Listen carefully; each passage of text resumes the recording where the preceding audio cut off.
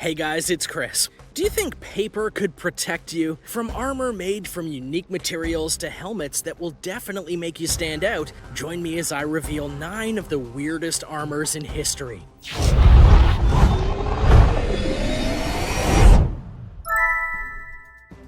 Number 9. Paper armor. When it comes to making the best armor in the world, one of the most important things is to have materials that would ensure your protection, flexibility, and to be functional once made. Given that, you'd be shocked no doubt to hear that the Chinese were a fan of making armor made almost entirely out of paper.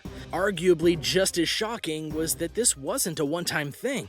The Chinese, via the various tribes and dynasties that comprised the country for many centuries, made this for several hundred years, with reports and documents stating that they were used by militia and many armies all the way up to the 19th century. The description of the paper armor varies based on the historical description and documents. Some of the examples were just paper folded up into layers, which science has proved to make paper very strong, while others depict the paper being mixed with cotton or glue, lacquer, and more. However, since the concept of the paper armor was so insane to modern people, not to mention there were no remaining examples of this armor left in the world, it was seen mainly as a myth. That is, until the show Mythbusters went and tested it themselves, based on the outlines they found in historical texts. Using thick mulberry paper, which had a density far beyond the standard piece of paper, they folded it up and layered it in the style of other modern armor. Then they tested it against blunt force weapons, arrows, swords, and even guns. To their utter shock, the paper armor not only resisted many of these weapons, it sometimes performed even better than the steel armor equivalent at the time. Plus, due to the lighter weight of the armor, it made it more practical to wear in terms of endurance battles or travel. I mean, think about how hard a phone book was, for those of us who remember phone books. The only real downside they found was that it couldn't stop a musket, which really neither could the steel armor, and the rain, as you'd guess, caused it to deteriorate quickly. But as an armor, it was confirmed to be effective and a possible real-life armor for battle. Number 8. Maximilian I's Frogmouth Helmet. Helmets in warfare have grown alongside armor. At first, no one wore protection on their heads, and then they decided on protection and grew it up from there. But along the way came some very odd types of helmets, and one of the most loathed was the Frogmouth helmet. The reason it has the name it does is because of the layout of the helmet in terms of the neck. The way it curves up reminded many of a frog's neck. Furthermore, the slit in the helmet reminded many of how a frog's mouth opens, and thus the name was born. The helmet had the intention of being one to ensure protection above all else, so many knights in the 16th and 17th centuries used this in jousting matches, so they could better ensure that their faces and eyes wouldn't be hurt by potentially shattering jousts. As a combat helmet, though, it isn't a very effective one. In battle, you need your eyes to see everything, but the slit here is so narrow and focused that you have no view to either side, forcing you to turn your head and react accordingly. Add to that its weight, and you can understand why no reasonable soldier would ever want to wear this on a battlefield. Number 7. Plant armor. When you think about it, most armor are made from various things we find in the earth, and in the coastal regions of Micronesia and Oceania, they decided to take this notion to a new level, because they made their armor out of plants. Specifically, the people of the Caribas Islands were known to use palm fronds, tree bark, and even animal parts when making their armor. Coir, for example, comes from coconut trees, and it's known to be a very strong fiber. So when it's woven together, it can make protective garbs, not unlike how spider silk is used to make bandages and Kevlar. Then there's the factor of flexibility. Because they're using plants, trees, and their fibers, they can make armor for just about every part of their body with no restrictive effects, all the while knowing that they would be protected. The Kiribati people did have to defend their homes, and at times it was noted that they had more armor than their enemies without using a single piece of metal outside of maybe their weapons. And even then. And now for number 6, but first be sure to subscribe to World List if you haven't already. We've always got some more fun facts. Number 6. Winged Hussars. In terms of sheer effectiveness, the Winged Hussars of Poland are considered one of the greatest and most legendary cavalry units ever made. So much so that for a long stretch of time, they never really lost a battle.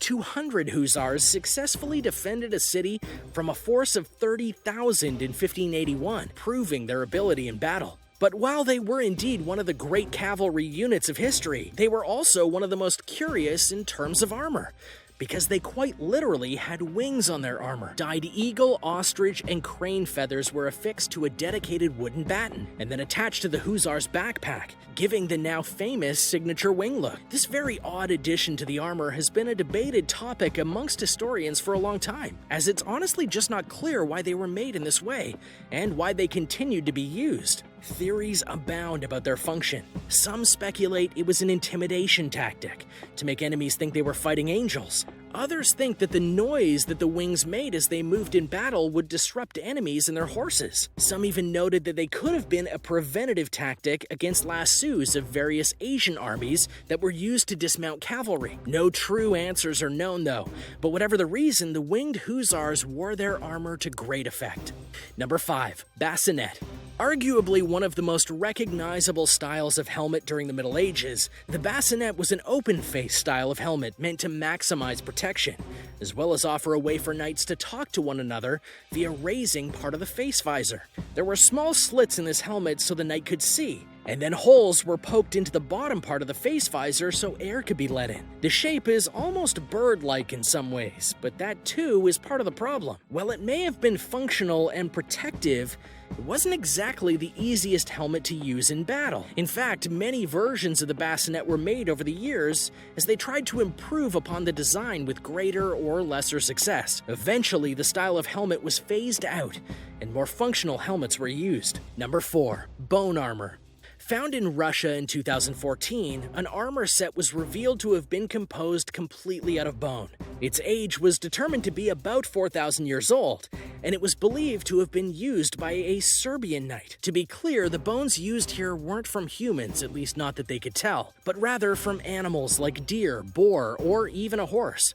The design of the armor itself was very customized, as it was designed and woven apparently to fit a specific person and not just made generically. This would be very impressive, as researchers believe it was made back in the Bronze Age. So would bone work as an armor? Absolutely, if done correctly. If you think about it, human bones alone are very strong to an extent, as, let's be honest, we all pound our body weight on them at times and they don't break. It does take extreme force to cause severe damage. Certain animal bones have been documented to be even stronger than human bones.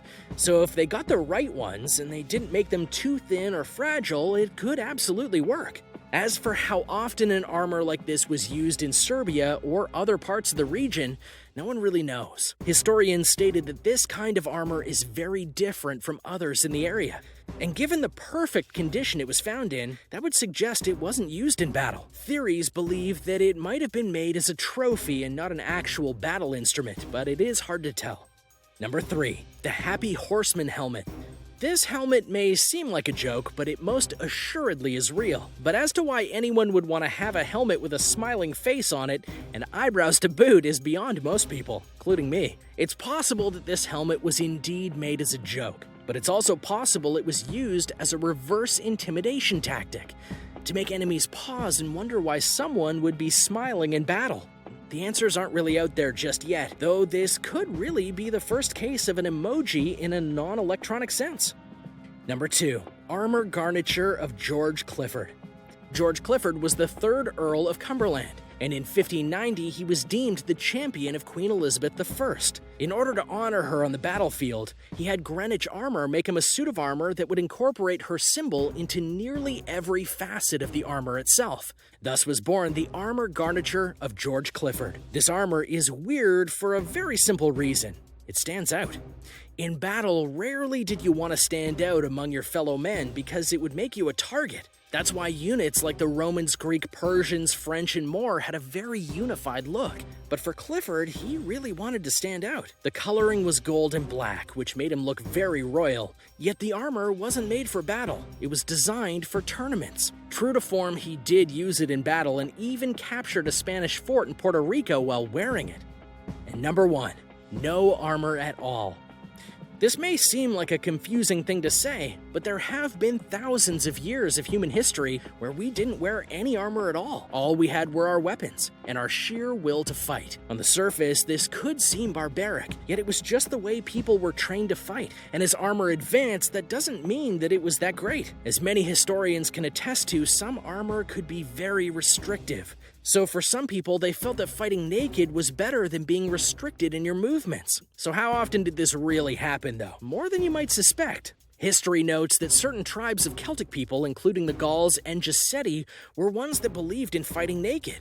What's more, they would be on the front lines of battles and be some of the first to charge the enemy. During Hannibal Barca's campaign against the Romans in the Second Punic War, it's said that he had Celts who fought at his side naked, and they would charge enemies screaming at the top of their lungs to intimidate their foes. But despite these instances, it is extremely rare to find those who don't fight with armor, because even the worst of armors are thought to have more protection than not having any armor at all. Yeah, I think that logic checks out for me. Thanks for watching. What did you think of these weird armor and helmet pieces? Which ones can't you believe were actually real? Would you dare wear any of these around? Do you know any other piece of armor that could have been on our list? Let us know in the comments below. Be sure to subscribe, and I'll see you next time.